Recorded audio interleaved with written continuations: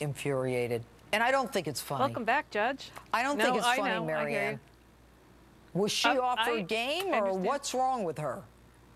Well, I don't think she apologized, frankly. I thought when you look at her statement, she doubled down. And I think the very surprising thing about this is, Judge, everything she said last night, she has said weeks previously. She's given speeches about it. This is not the first time or the second time or the third time she's made these comments. She's said it throughout this campaign. I think the surprising thing here is it's the first time the Trump campaign has objected to it. That's the only thing that's different here. Okay, I'm objecting to it.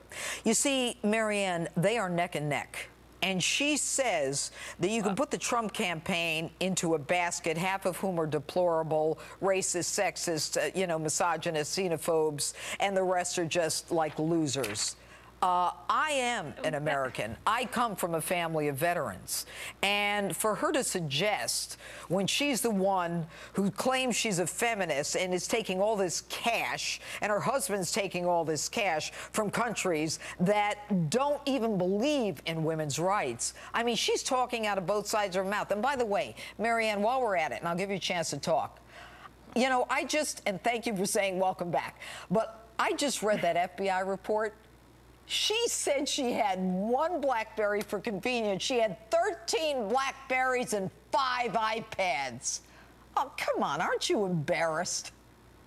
No, I read the report, too. And it is also on page 20 where it says there was nothing in the headers. So we both read the report. No. I'm not asking you about the headers. The woman said she had 1 BlackBerry. She had 13 BlackBerries, and they were crashing them with hammers, and they were destroying them, and 5 iPads. Why did she lie like that? It was going, the 13, if you read the report, you noted it goes back to when she was in the Senate through the time she was Secretary of State. Most people burn through those every 2 years. But let me address your points about her statement last night. Yeah. She didn't call people losers, and she didn't call you names either. She is I'm a pointing Trump out, however, supporter, and I'm in one of those 2 baskets. Well, if you put yourself in there, then I'm surprised because I've never heard you say the things that she has discussed, which is she pointed out that there are people who are racist, who are Islamophobic, who are homophobic, who are xenophobic. Go down the list, and there are leaders of those groups, the alt-right, the white nationalists who have come out and endorsed Donald Trump. Are all the criminals on her side? Are all the criminals on her side? Well, unfortunately, Judge, I hate to point this out, but Donald Trump has made many deplorable comments about women, about African Americans, about Muslims, about Mexicans, about President Obama, Marianne, about I gotta stop families, you. Marianne, Marianne, you're my friend. Please, this is not about Trump or her. She's talking about me. She's saying that because I support Trump, I am a xenophobe, a racist, or someone who doesn't represent America. That is not what she said. That is clearly not what she said.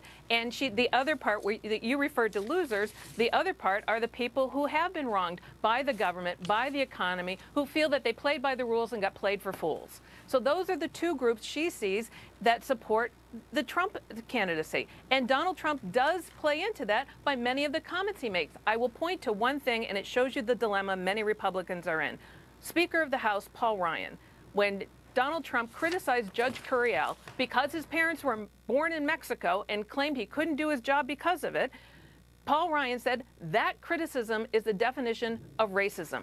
Yet, Paul Ryan still supports Donald Trump and told Hillary Clinton she should apologize. You're changing the topic. This is the reason I'm so angry, Marianne, is because she's coming after us. And I guarantee you that it took 17 hours to apologize, probably because she was sleeping, because her people had to convince her, hey, Hillary, you're going to lose this election. It's neck and neck. And if you don't apologize to those people, you're going to lose. Last word. 2 things, Make Judge. it fast. Okay. You are not the head of Breitbart News, Steve Bannon, who now runs Donald Trump's campaign, who self-identifies as the alt-right. There are plenty of examples I could give, and we could go on and on. But the reality here is the race isn't quite as close as you think it is. She has more paths to victory right now than Donald Trump, but it is a close race. I've always said it's going to be a close race. It'll be a close race through November, but I think you have really misunderstood her comments last night, and I think that's unfortunate. Yeah, well, you know what? English is my first language, and I'm pretty smart as it goes. Thanks, Marianne Marsh. All Good to right, see you, then Judge. now to my panel.